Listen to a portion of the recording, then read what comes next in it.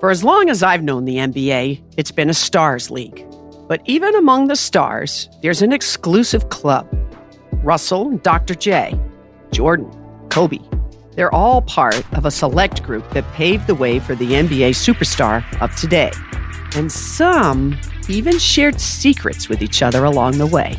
From Spotify and the Ringer Podcast Network, I'm Jackie McMullen, and this is the Icons Club. This episode is brought to you by Anytime Fitness. We may talk a whole lot about sports, but when it comes to keeping fit ourselves, there's definitely room for improvement. I hit this point early July. I was just like, I am not in good enough shape. I started trying to walk at least 15,000 steps a day or hiking or just anything to keep my legs moving. Now it's the end of 2023. I feel great. I had a physical 3 weeks ago, and the guy was like, "You're doing great. You're doing better than you were 3 years ago." I felt great. Whatever your goals are, progress is possible thanks to Anytime Fitness. Get a personalized plan and support from an expert coach anytime, anywhere. Visit anytimefitness.com to try Anytime Fitness for free. Start to train for your life. Terms, conditions, and restrictions apply. See website for details. This episode is brought to you by Atlassian. Atlassian software like Jira, Confluence, and Trello help power global collaboration for all teams so they can accomplish everything that's impossible alone. Because individually we're great, but together we're so much better. Learn how to unleash the potential of your team at Atlassian.com. Atlassian.com. Atlassian. Tap the banner or visit this episode's page to learn more.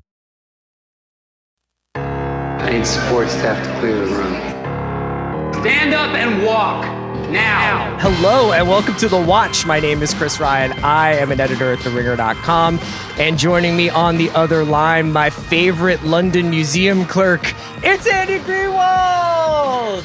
All right, bit of a superhero, ain't I? Oh, yeah. Hello. I was waiting for the chimney coming through with the Moon Knight voice. Welcome to the podcast, everybody. Andy and I are here to talk we got a lot of television. Andy just pulled a classic, gets up 5 seconds into the podcast to go turn a bunch of stuff off that he left on.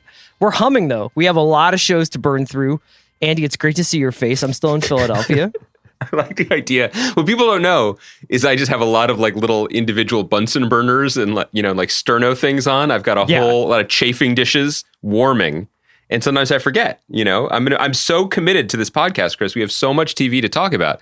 People I can't think that be distracted. we've lost our spark after 10 years. Mm-hmm. There's some speculation, but let me tell you something. It's rare that you find two guys who can make it work while either one is turning off several appliances throughout a podcast or the other starts reading Pro Football Talk while you talk. Are you finally admitting it? I don't do it all often. But when I can tell you're going to go for a while, I'm just like, let me see the waiver wire, What's incredible is that we've been doing this for so long that when I see your eyes go dead, I assume you're just like, this is an opportunity for me to hone my craft and really like check the Nielsen numbers on the show I'm about to cite once the conch gets passed back to me. I'm seeing if Nick Sirianni had a press conference today. Listen, that's fine. You're my first listener. As long as the rest of the listeners don't do that, I think we're good. I think everything you say is fascinating. Andy, we have so much stuff to get to. So on the docket today, we've got a little bit of hype about Slow Horses, which is premiering on Apple on April 1st. We want to talk a little bit about Girl From Plainville. Watch the first episode of that. I know a couple of episodes are up. I wanted to chat with you a little bit about Winning Time, which I think had its best episode, the 4th episode recently. And the phenomenon, not even the phenomenon, but how we kind of, how much of a chance people are giving shows right now, given how many of them are on. And, even two people who do a TV podcast, there's a couple of shows out there that I haven't even cracked that I want to get into. But what do you do when a show is hitting its stride mid-season, and are there enough people sticking around to watch? And of course, we want to get into Moon Knight, which premiered its first episode Wednesday morning. First, a couple of news bits. Andy, where did you want to start? I just feel like there were just two kind of sad pieces of news in the ether. And I know I've been going over that email Jacoby sent us again, like in 2012. And he said, always start with jokes about turning off Bunsen flames and reading Pro Football Talk. And then second, sad news, lead with sad news. Yeah, right. You know, like get everyone bummed out. But for real, I felt like we just had to comment on the Bruce Willis story that broke yesterday, that Bruce Willis is retiring from acting, I guess, essentially effective immediately due to a deteriorating mental condition. He suffers from aphasia. So he struggles with memory and he struggles with expressing himself. And I just, no great takes other than so sad. Like Bruce Willis, a titan of our youth and adulthood in cinemas, right? Like, and as I was saying to you when we were texting, first of all, he was as good as anyone has ever been at doing a very specific thing that he did. And that mixture of like machismo and sly kind of winking commentary is what action movies are now. Like he invented that with Die Hard, and which still I think is the movie I've seen more than any other movie. But have you ever rewatchable that? Yeah. Have we done that? I hosted that. Yeah. Did you? Yeah. I think it was a big week on the NFL waiver wire. So I think were that's distracted. probably why I missed it. Yeah. I mean, it was probably like a lot going on. You know, I'm pretty passionate about edge rushers. You were like the Jeremiah Trotter. You know, sorry, I missed it. It's a couple years ago. But also, you know, it was just kind of heavy to think about. Almost like feeling the totality of a person's career, you know, because you and I are old enough that we probably both learned about Bruce Willis by watching Moonlighting, even if we were staying up too late past our bedtimes to watch it and being like, this guy's awesome, you know? Yeah, you were commenting about how it's strange to be watching people kind of retire or step away from their professions. I feel this way with athletes all the time. I mean, I very much like associate my professional adulthood with LeBron James in a lot of ways. In terms of your commitment to excellence? Yeah, and just also like bringing my friends up with me, like you know, like you kind of are like my St. Mary's basketball team, always. Making sure you're always taken care of. Always. No, I mean, in all seriousness, it's a terribly sad story. One of the things that it made me think about, and people should check out this LA Times story because they get very much into the last few years of Willis's career, which has been marked with his very prolific participation in the VOD straight to streamer genre movie, like mostly action movie market. And, you know, Nick Cage also was doing this a lot for a few years. And he was pretty candid about the fact that he was doing it to pay off debts and was like, you know, I had a tremendous amount of debt and I had to do all this, but I never phoned it in. And, you know, like some of those movies become kind of mystery science theater, ironic, laugh along classics. And I honestly haven't seen any of these Bruce Willis movies that have been coming out over the last couple of years, but it was kind of like sad to think about the circumstances that led him to be in those movies. And I, you know, can't really speculate as to why he was making 5 VOD movies a year or sometimes more.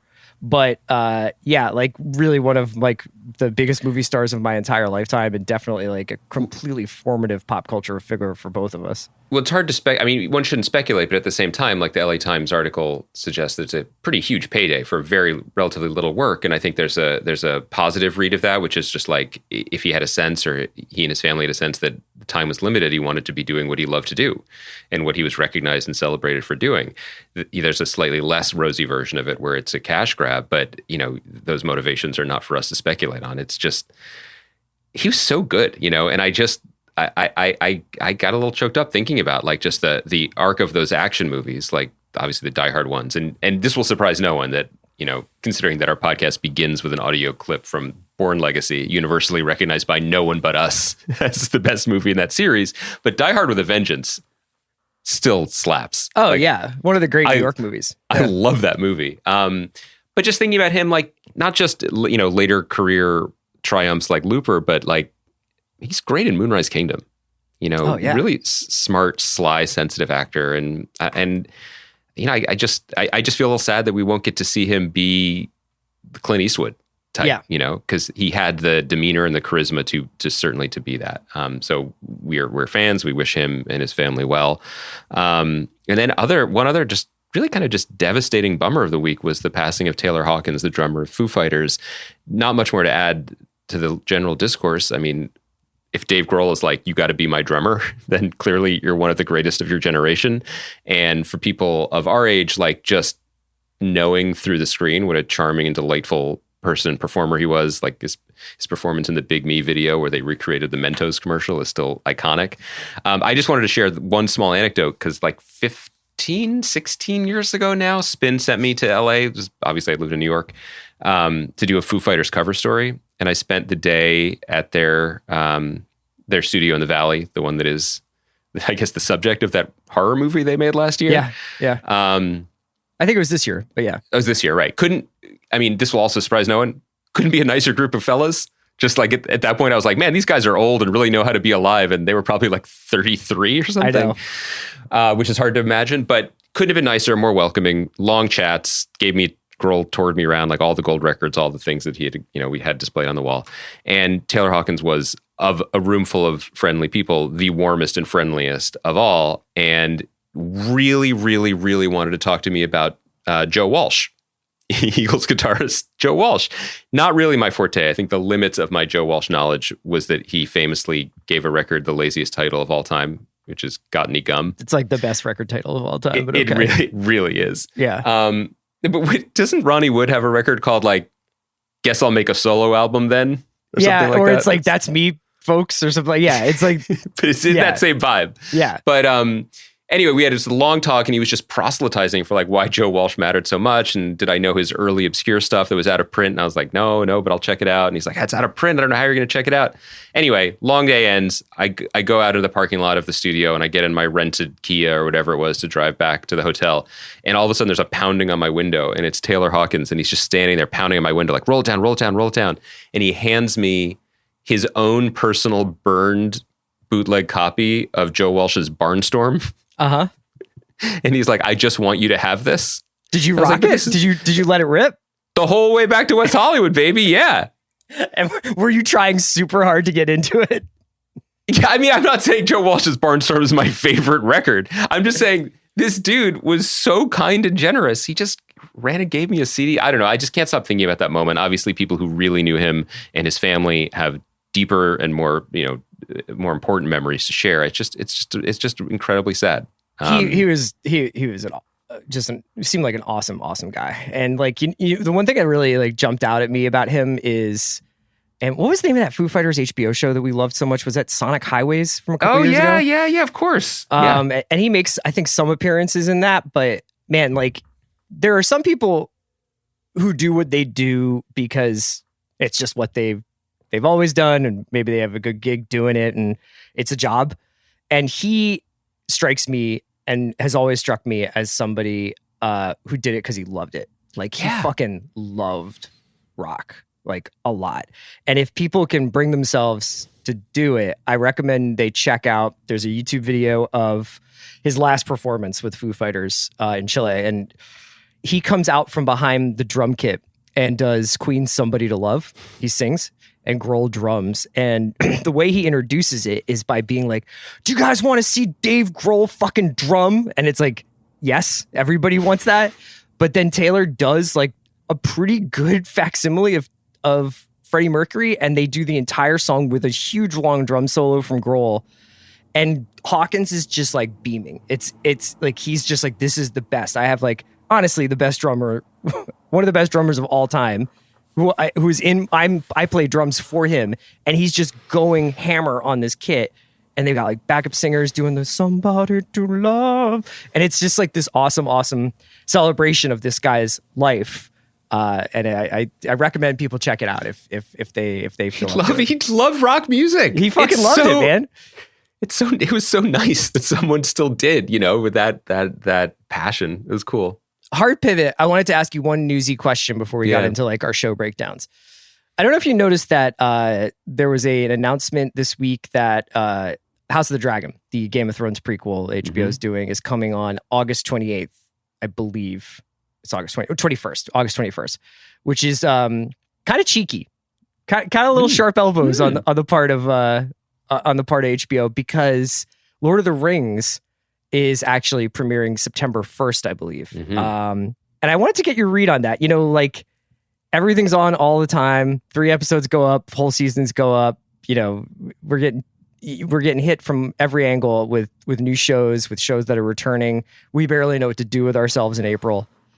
But I did find that there was like some old school, like, we like our hand Yeah. going on here by HBO. And, you know, to the extent that you think that media coverage of shows somehow does or doesn't make or break one, you know, I think that when a bunch of voices come out and say, like, this is a masterpiece, I think it helps, like, a show, obviously.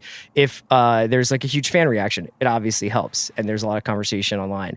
But I don't think that these two shows basically going up against one another is necessarily going to affect the viewership of one or the other.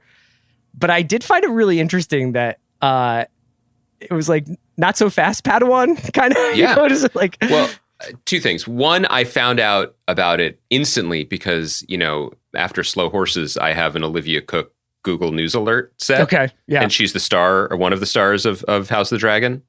So I, you know, obviously we're going to be talking about Slow Horses soon.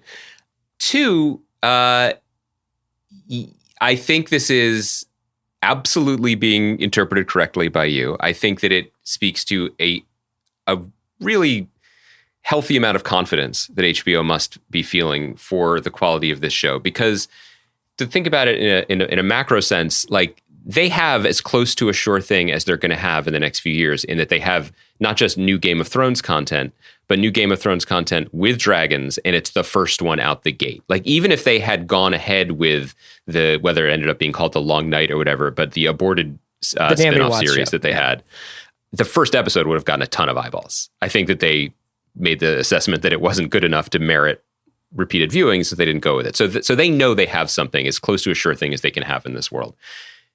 I bring that up because there's no shame in going after Lord of the Rings, because you'd have to imagine that if Lord of the Rings is good, there's still Game of Thrones interest. If Lord of the Rings isn't good, HBO's Mary Stuart Masterson and Some Kind of Wonderful. I've been here loving you the whole time, baby. Just pay attention.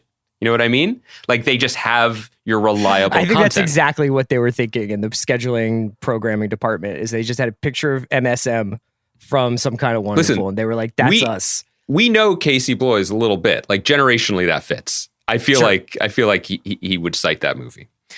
Speaking of Casey, I also think that his control and, you know, and sort of unification of the HBO and HBO Max brands, part of that has come from a deep understanding of how to translate the HBO culture that we have always either rated correctly or overrated for the digital streaming age. And I think that that culture is supreme confidence.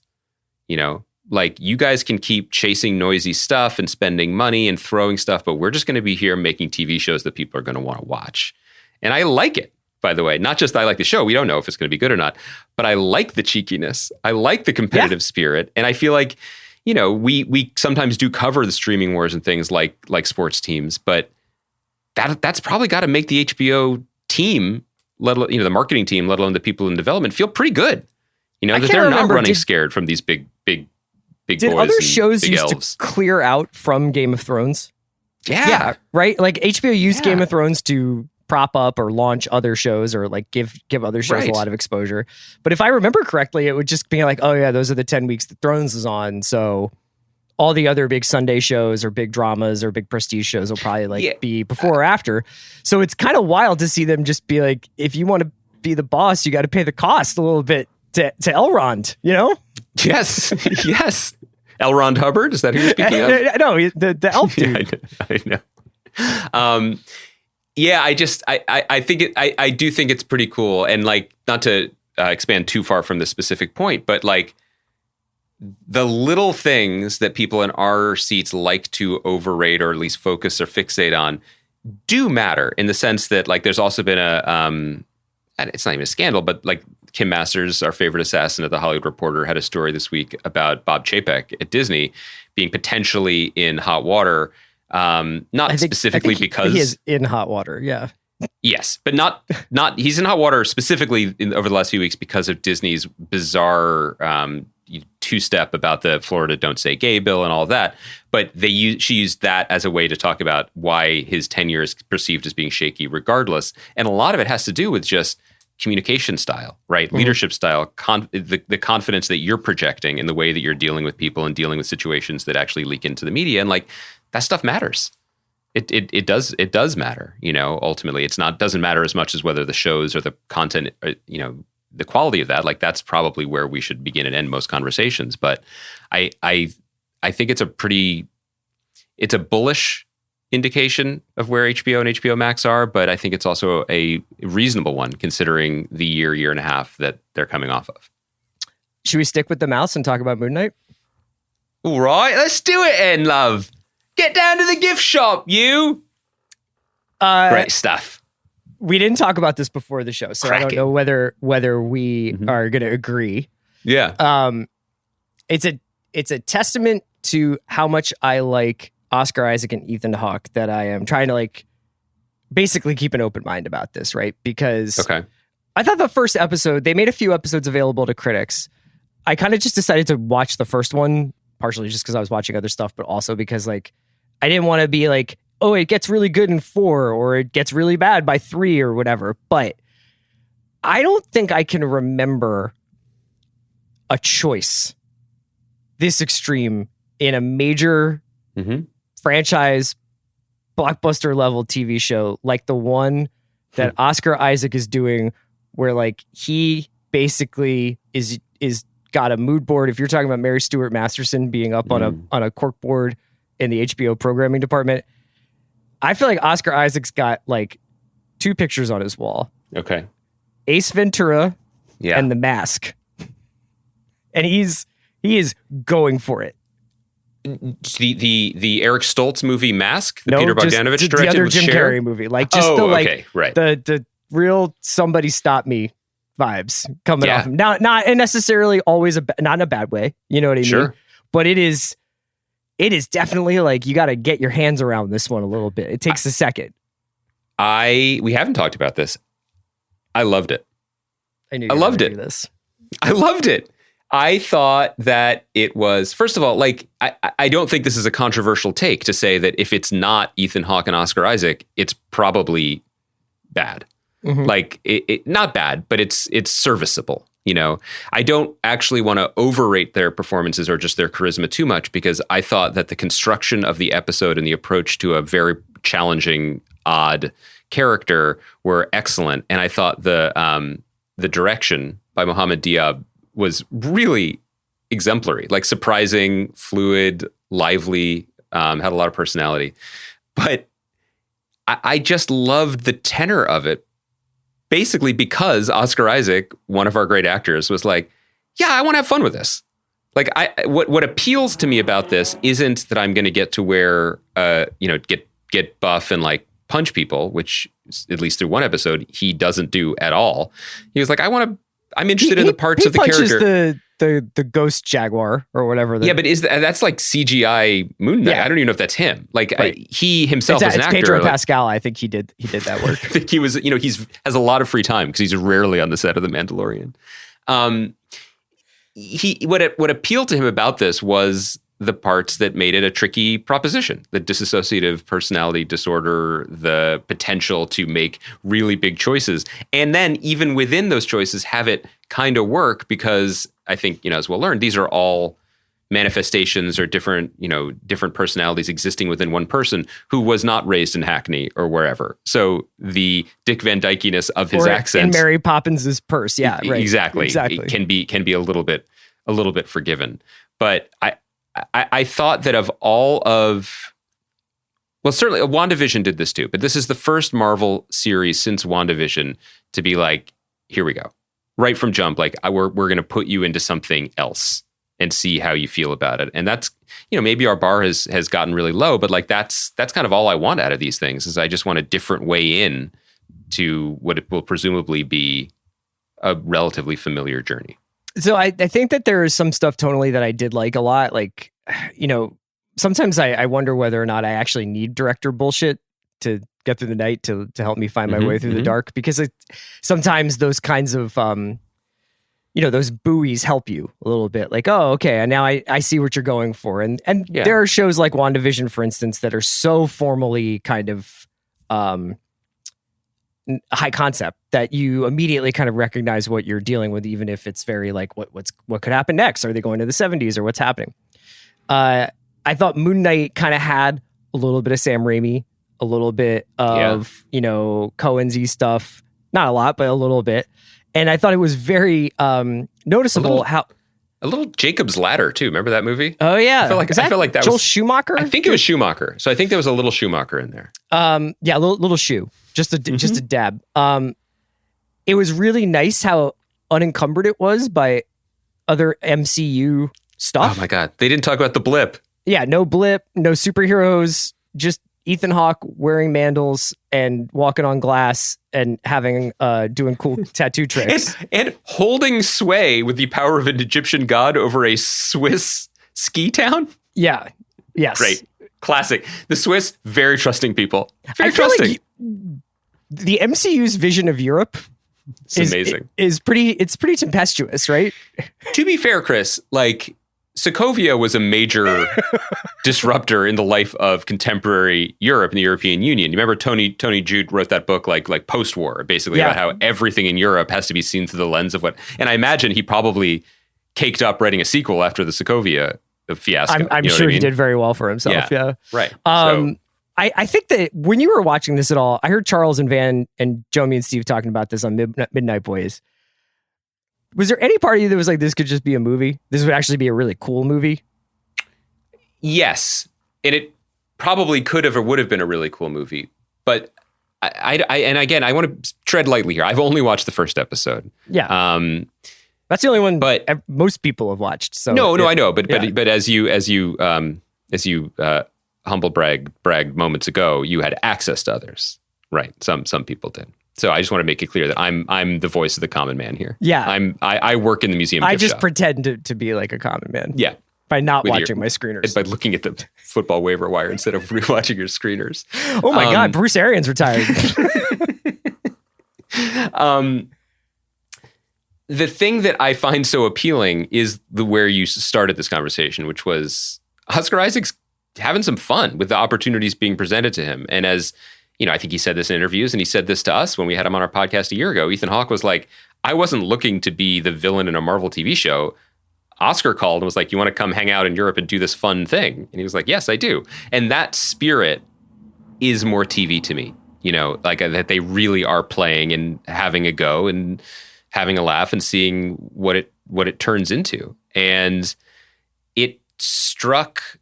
This might really just come down to what a strong actor he is. But I really enjoyed the balance that it found between playing Wake Me Up Before You Go and the kind of, existential gods and goddesses museum horror that it was also playing with. Like it found a nice balance there. Like, and they also were like, yeah, let's hire F. Murray Abraham to be the voice in his head calling him an idiot while he resets his jaw. Like, yeah, let's try these things. Let's go. It's a delicate balance sometimes, but there was a feeling of adventure and fun in this that forgave whatever mistakes or whatever flaws may have been percolating. Yeah, I guess just for me. I'm kind of like, just, what it is that when you watch something like this, and I've kind of felt this way a couple of times when Sam Raimi has made, whether it's a Spider-Man movie or like, I'd be really curious to see like his Doctor Strange, because it's like, I think I associate a certain, not gore, but extremity with Sam Raimi, and he can find that in the PG-13 restrictions that are usually placed on you if you're making a superhero movie. But I kind of want, kind of the fucked up extreme version of this show, and I just have to recalibrate that, like, this is on Disney Plus. It's not going to be scary. It's not going to be lit gothically, or, it's going to be Ethan Hawke wearing Yeezy season robes, like in the middle of the Alps. And like that I just have to, like, every time that an MCU show starts, I feel like I always am like, oh, I thought this was going to be like Last Boy Scout, but it's not. The fun what I one, mean? Yeah. There's an inherent silliness to the character. And I did this like Moon Knight 101 thing before, but the quicker version of it is like the character exists because Marvel is like, what if we had Batman? And then in the years since, different aspects were added to the personality, that he's the embodiment of this Egyptian god, that he has multiple personalities. There's a voice in his head. There's been different ways to interpret the character. I think now pretty much disgraced and exiled comic book writer Warren Ellis did a big reimagining reboot of him a few years ago that had great design. I should shout out the artist. I don't have him off the top of my head, but like took the the cowl suit that we're seeing and reimagine it as just like a guy with a hood over his, basically like just a cloth over his face, wearing an immaculate white suit, you know, and playing into the extremity, to use your word, of multiple personalities in a, you know, Egyptian dealer of night violence. So I think some of that is in here, and it's tough to find. In comics, it's easier to be both silly and commenting on the silly and also dark, and I think that they're finding their way through that. But I think it's baked in, and I just really loved the fact that generally when an actor puts on a cowl or agrees to do this sort of part, they amplify in one specific direction, whether that's Christian Bale's voice that he did to become Batman. I haven't seen The Batman yet. I think people listening have assumed that because I just haven't quite had a 3.5 hour hole in my schedule recently to do it. I would like to see it. I would love to talk about it with you when I do. You know, it's coming you're going to have it on HBO Max before you know it.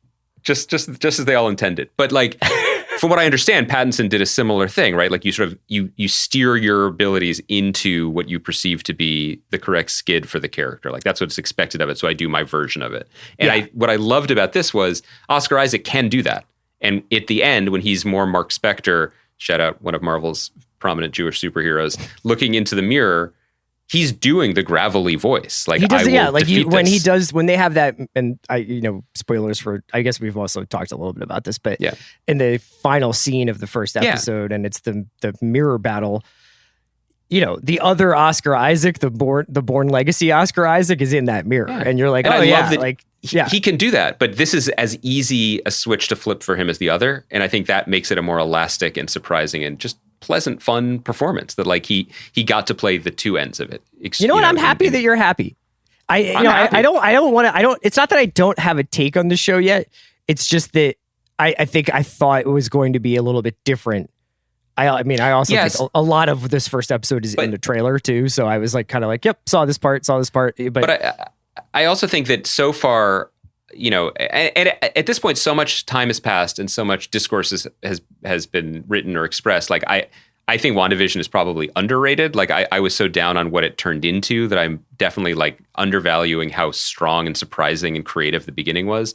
So I want to be mindful of that. But at the same time, this show, Jeremy Slater is the credited creator and writer, and with what Michael Waldron did with Loki, like these are the two that, to my mind, just hit the ground running, being like, "We're going to do this." Yeah, you know, I know what I'm going to. I have a sense of what world this is and how I'm going to take you into it. And you know, for as much as we want to give those creators credit, I also think that the people in similar roles on like Hawkeye and Winter Soldier, that's much dicier terrain because those are very, very, very connected, continuity-heavy characters with a lot of baggage from the movies that they had to be worked out at the same time. So those were not. I don't mean. I just want to always be mindful when I say that, because it's not like all of these jobs are equal in terms of the potential for meddling or the potential for expectations and what people are checking for. These are minefields, and so far through one episode, I just thought it was light. Yeah, which I didn't expect. This episode is brought to you by Mint Mobile. New Year's resolutions are fun the first couple of weeks. Then you kind of maybe conveniently forget about them halfway through January. No shame. It happens to us all. But this year I have a foolproof plan, at least when it comes to saving money. Just switch to Mint Mobile and you're done. Goal accomplished, because for a limited time, their wireless plans are $15 a month when you buy a 3-month plan. The great thing about Mint Mobile is there's no jaw-dropping monthly bills or unexpected overages, and all plans come with unlimited talk and text. Get this new customer offer today at mintmobile.com/watch. Additional taxes, fees, and restrictions apply. See Mint Mobile for details. This episode is brought to you by State Farm. You might say all kinds of stuff when things go wrong, but these are the words you really need to remember. Like a good neighbor, State Farm is there. They've got options to fit your unique insurance needs, meaning you can talk to your agent to choose the coverage you need, have coverage options to protect the things you value most, file a claim right on the State Farm mobile app, and even reach a real person when you need to talk to someone. Like a good neighbor, State Farm is there. Why does this room look amazing? What'd you change? I just got these custom shades from Blinds.com. It's all online, so it's really easy. I remember shopping for blinds. I waited around all day just to get a quote. It took forever. And the worst part, hidden fees. How about you? I chatted with my Blinds.com design consultant on my time. Plus, they make it easy to DIY or add installation like I did. Blinds.com sounds way better. Way better. Shop Blinds.com for up to 45% off. Rules and restrictions may apply. This episode is brought to you by Rakuten. If you're shopping while working, eating, or even listening to this podcast, then you know and love the thrill of the hunt. But are you getting the thrill of the best deals? Rakuten shoppers do. They get the brands they love with the most savings and cash back. And you can get it too. Start getting cash back at your favorite stores like UGG, Samsung, and Expedia. And even stack sales on top of cash back. It's easy to use, and you get your cash back through PayPal or check. The idea is simple. Stores pay Rakuten for sending them shoppers, and Rakuten shares the money with you as cash back. Download the free Rakuten app and never miss a deal. Or go to Rakuten.com to start getting the most bang for your buck. That's Rakuten. That's Rakuten.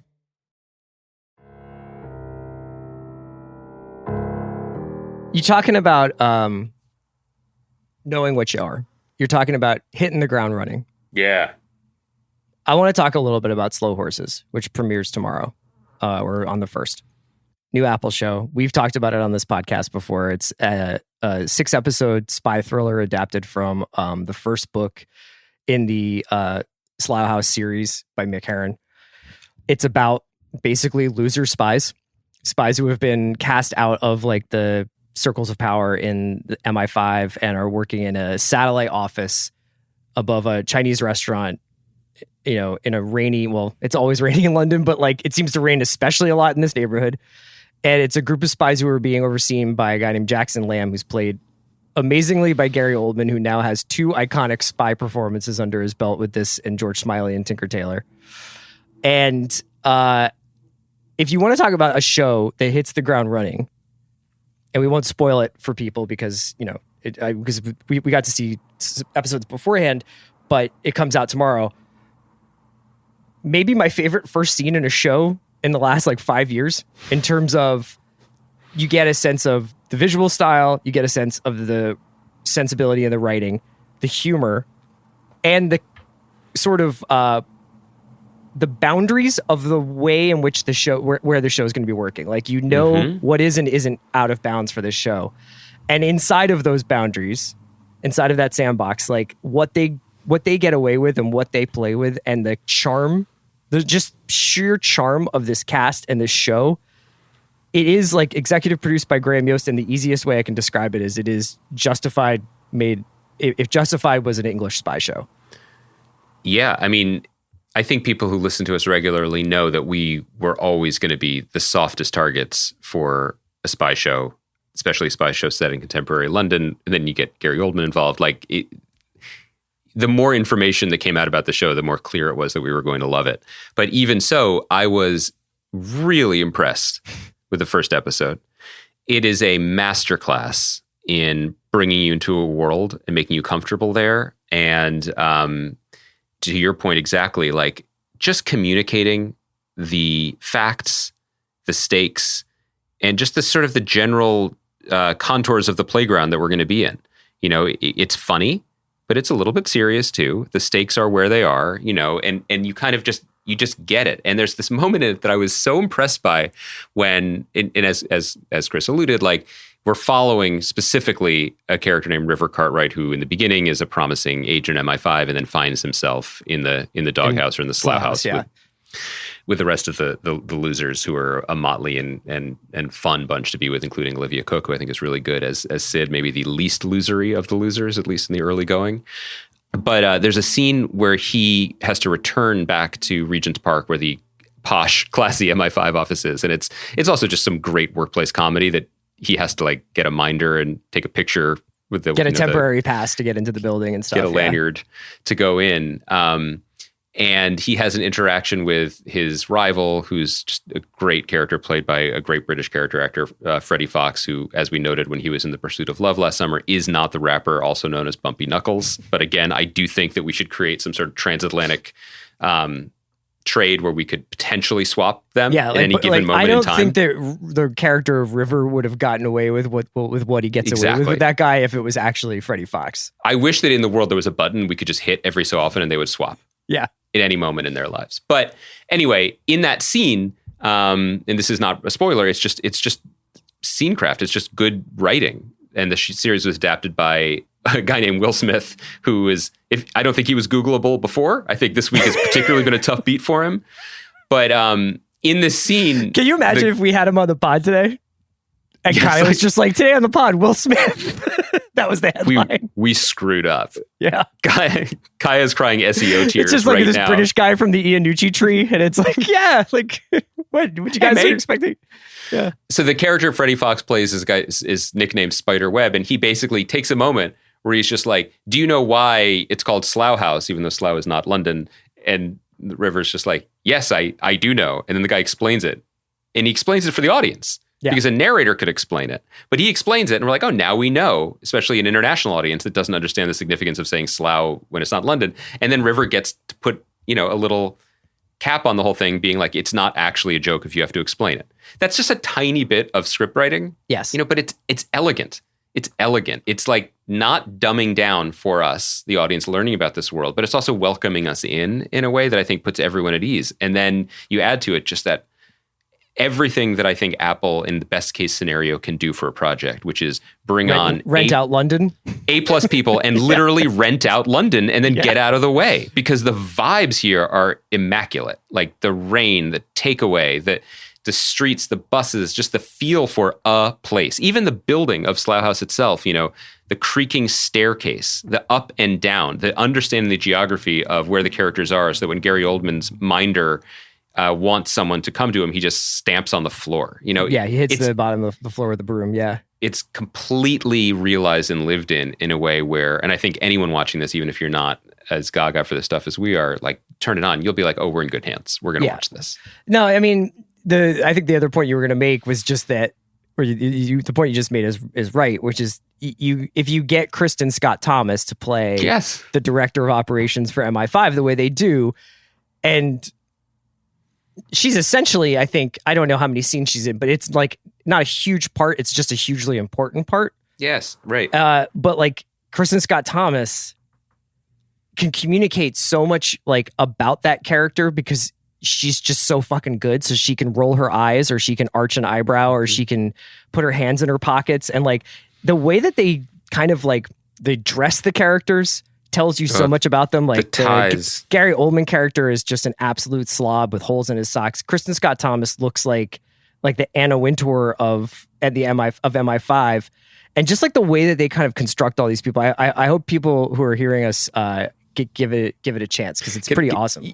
We shouldn't also say, like, again, it's just an embarrassment of riches, because River's career is saved because he's the grandson of a famous MI5 operative, and River goes to see his grandfather and like make dinner for him, and they sip whiskey by a fire. And look, if you're making a British spy show, I want immaculate people talking shit about fascism in front of a roaring fire. Like that's part of what you expect when you buy the ticket.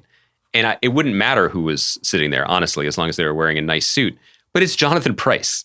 And Jonathan Pryce, one of the great English actors, who generally gets hired to do more extravagant Jonathan Pryce things, like he did on Game of Thrones. But guess what all these British master thespians can also do?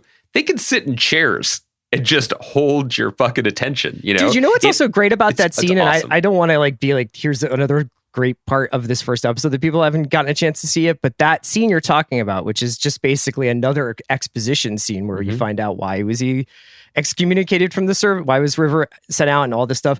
There's just like a brief second where they have like a little argument about like whether the lemons are fresh enough to make a chicken, like this chicken dish that they're going to do. Should you store them in the refrigerator, or should you store them on the counter? Don't need to have that in there, but it's perfect. It's like, make these people feel like a little bit alive by having them have a digressive conversation. And that's throughout. It's a great call by you to mention that, because I think that often when we are more critical of shows, it's because the plot machine has taken up all the space and there isn't room for just a single line like that. And really, it's my, perhaps tiresome to some people, Spice Market diatribe. Like, just show me something real. give me a sense of something lived in, almost as a white balance for all the other bright stuff that you're showing. Now I understand it. These are real people, but crazy stuff's happening. But they still argue over how best to store citrus in what I imagine to be a very humid circumstance in London, judging by the precipitation. You'll know soon enough. It's true. I'm going to Slough House. Yeah. What do you want to do next? Because I think, a good example of a show that maybe has struggled a bit as it's gone on with how to communicate a personality while also dragging a bunch of exposition behind it is Winning Time. We are both fans of this show. I think strangely the way, like the vibe I'm getting is that we might be outliers in how much we like this show. I think part of that is because this is a show that kind of maybe wasn't made for anyone or wasn't made for everyone, and now they're not sure who is supposed to watch it. There's this weird tension with this show where I think it's maybe not historically accurate enough for basketball historians. It's a little too explainery for people who are like, yep, I know how a fast break works, but then it's a little dense for casuals, and so it's kind of trying to find its footing here, all the while pretty much every episode and a half introducing another major character and another major character and another major character, to the extent now we're in episode 4, which is my favorite of the season so far, where the Lakers go to Palm Springs for their training camp, and their first training camp under their new coach, Jack McKinney, which played by one of the patron saints of the watch, Tracy Letts. Adrian Brody is like a bit player in this episode. Like if it wasn't Adrian Brody and if he wasn't playing Pat Riley, you'd be like, that's just the guy who has the camera, like walking back and forth. And there's some stuff that happens in this episode that I think, like, if you don't like this, I don't know what to tell you. Like the ecstasy coming off the screen during the first scrimmage that Jack McKinney runs, and then the subsequent scrimmages where they start to figure out how to play Showtime basketball, is like, if there's better scenes this year, we'll be in luck, because it's so exciting and viscerally like thrilling to watch them kind of figure this out. But I was kind of wondering where you were at with this show, because I think it's kind of come in for a little bit of an eye roll collectively from people.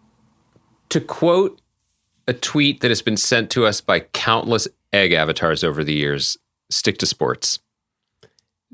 This was the first episode really to be about basketball. I mean, obviously the show is about more than basketball, and it should be, but it was very impressive to me, the degree to which they got the basketball right. Not saying that like these actors were setting perfect pick and rolls or whatever. I just mean it's really hard to film sports and make it seem incredibly hard. Yeah.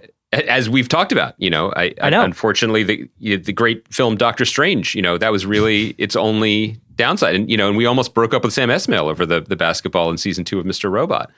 To capture not just the technical, what's happening on the court, but like, as you say, the ecstasy of when it's flowing and the excitement and just the thrill that watching bodies in motion bring people who watch the sports, like to do that with the added piece of the character work and the emotion, I was really impressed by all of it. But I also was really impressed by the episode overall, because this to me felt like a show fully finding its footing and finding itself. Last week, we were talking about how it started to seem like the Adam McKay aesthetic formal innovations falling away a little bit. Were falling away. Like they were just like every few shots will just cut to a different grain on the on the footage. This week brought it roaring back in a way that felt really natural and fun. Whether it was Tracy Letts,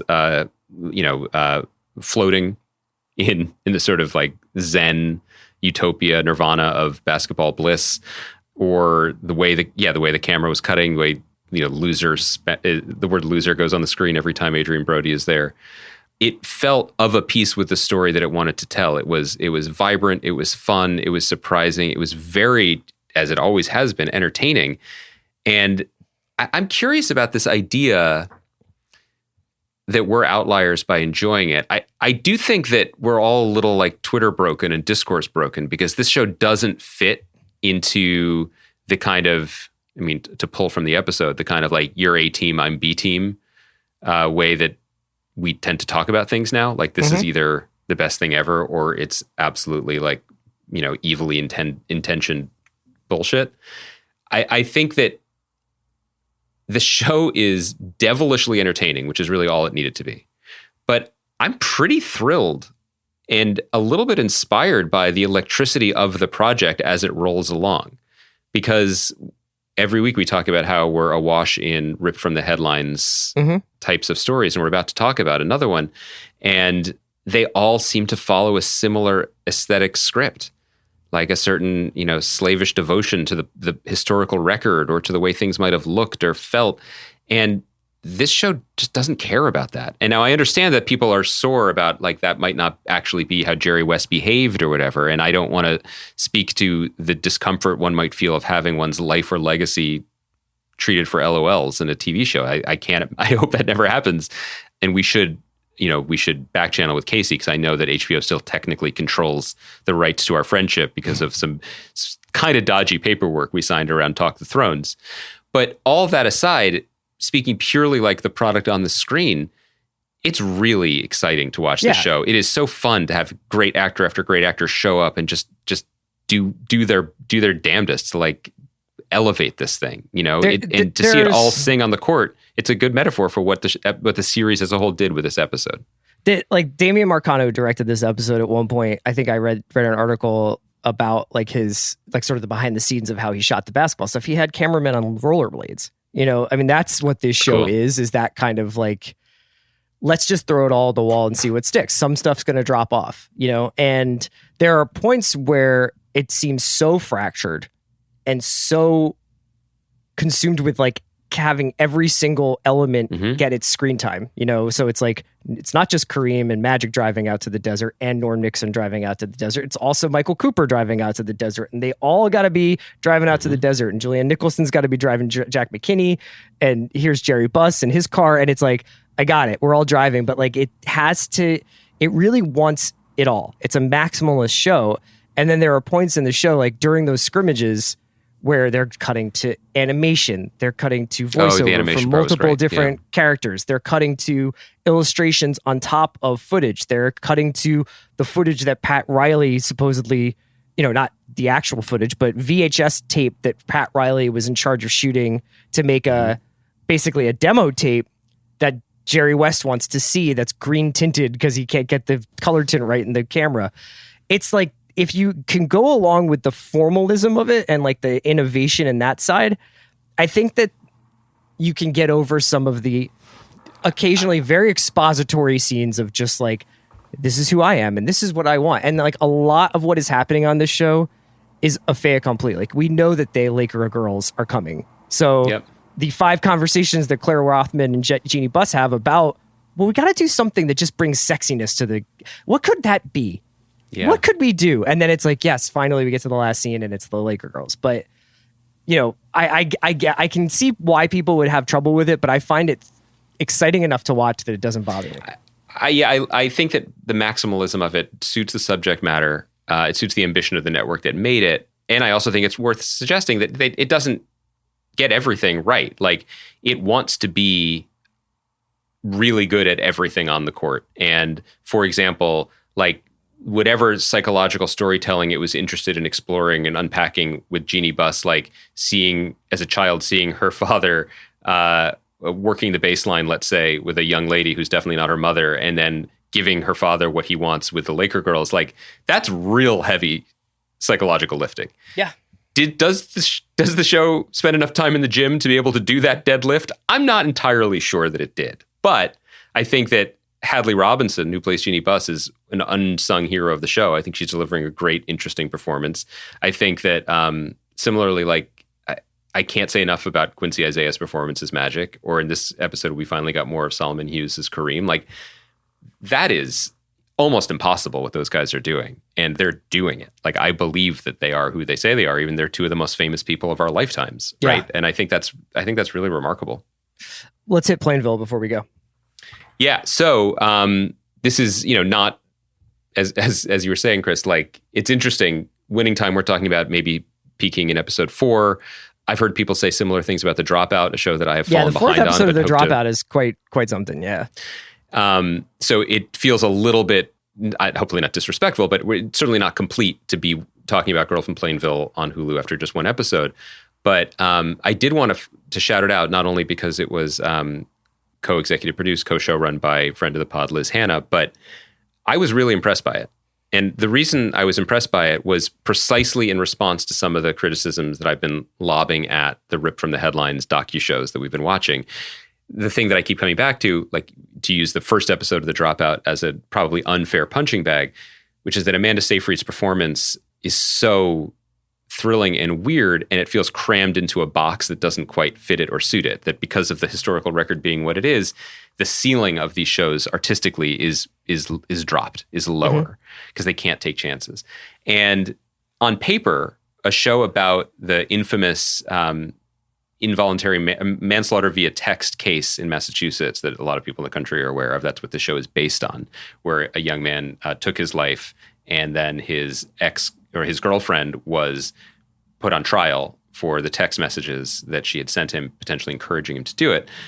I can't think of a topic that I am just off the jump less interested in spending time with on television. It seems dark. It's in the public record. But watching this first episode, which was directed by indie great Lisa Cholodenko and shot by Frederick Elmas, who is one of the great cinematographers of our time. Yeah. And David Lynch's preferred cinematographer, right? And larded with great actors like Elle Fanning at the peak of her powers. You and I mean, what about Buono? I mean, she's always top tier. Chloe Sevigny, yeah. Chloe Sevigny really bringing it. And Butts, man, you don't sleep on Norbert Leo Butts. First of all, star of the stage, but always loved that dude in Bloodline. The show does something that I just think is noteworthy, which is this is material that is both upsetting and potentially salacious. And I thought the first episode had a really, really tight artistic sense of itself and feeling of control. That I was very impressed by. It's hard to say that a show about this subject matter that also features Elle Fanning giving an extra performance, I think probably an appropriate one, but still an extra one. It's hard to say that something like this is understated, but that was my takeaway from the episode in a way that really impressed me, because it felt like a project that had a reason for being and something to say other than potentially the fact that they got a good deal on the life rights or an article option at some point recently, and thus got a straight to series order, which is, again, I'm using these other series as straw men. That's not why these shows exist necessarily, but it's just reflective of the kind of sentiment that I've been building about the industry and where it's been over the last 6 months. And it was nice to have this as an antidote so far. It kind of reminded me of this. I remember this BBC show, or maybe it was a Channel 4 show from a few years ago called Southcliffe, which was about a mass shooting in a town. Sean Durkin, who's a really great filmmaker, made it. And I think Sean Harris, who people probably know from the Mission Impossible movies, plays the shooter. And it's essentially like this town kind of trying to come to grips with this seemingly random act of horrific violence. And it's basically like, remember when we were talking about like the Bad News Relay a couple of years ago, where it was like, oh yeah, with from Broadchurch, and like just that moment where, this absolute tragedy gets related to a bunch of people, and like people, fall to their knees, and it's kind of like this real like gut wrenching moment. And the way that almost everything so far in Plainville has been handled really reminds me more of like this, and I think appropriately so, like this almost British sensibility of being like just the facts. And like, even when Chloe Sevigny is like, and she's in the bathroom texting and finds out about, and her, I think it's her husband who's like, are you with the girls right now? Her ex, her ex. Like, they don't play that for maximum devastation. It's really like another, it's just another event that they're documenting. And I think that there's a real, like, obviously artistry to what like the direction and the cinematography is doing. The writing is top notch, but it's like, we are not going to tell you how horrible this is. It's horrible, and I think that the character who I was most kind of like gravitating towards was the detective. Kelly O'Coin. Yeah. Who's like going through the step-by-step process of being like, something doesn't seem right, and then kind of, for people who have watched, they know, but like for people who don't know, it's basically this case where a teenager named Conrad Roy took his own life, and it seems like he was being egged on by this girlfriend that he had named Michelle Carter, who's played by Elle Fanning, but like a lot of people in both of their lives didn't really seem to understand or know about their relationship. And anyway, like the way in which they depict this is very, very, very matter of fact. And I think that that's the appropriate tone to strike. That being said, when you're watching it, you're like, this is tough sledding. I mean, like this isn't like quote unquote entertaining TV, right? Yeah, it's not entertaining TV, but there is there's a spark here. It's precision. But not just precision, but like it's a strange case. And I think again, the perspective matters, like our relationship to the different parties investigating, and the detective being like, huh? Or like not really understanding, wondering if this is just how teenagers are. Like I think that it has enough space from it in a way that is respectful and appropriate. We are not embedded in any one faction of this case. We are considering the case, which I think serves it well because it allows for, as you said, a very artful rendition of the bad news montage. I was kind of on the edge of my seat, and maybe in a way on the edge of falling off of the show entirely, wondering how that would be handled. But it's handled quickly, it's matter-of-factly, and I don't think it's a spoiler to give this line away, but the aforementioned Norbert Leo Butz, who plays the deceased father, when he's on the phone, he doesn't lose it. He doesn't do the fall to his knees. He says, there's police tape all around our son's car. Why? Yeah. And it's matter of fact, but everything is in that line, and that shows restraint, which I think earns the show the ability to have Elle Fanning's character, Michelle, after getting the news herself, appear totally destroyed. Like she's thrown up on herself. There's tears everywhere. And she says what's happened. She says Conrad's dead, and her family, Cara Buono plays her mom, just says, who's Conrad? Right. So you earn both moments, and it's a delicate dance, but it's one that I think is, at least through one episode, they've pulled off. And I think that's a challenge. Yeah, I think that's very hard to do.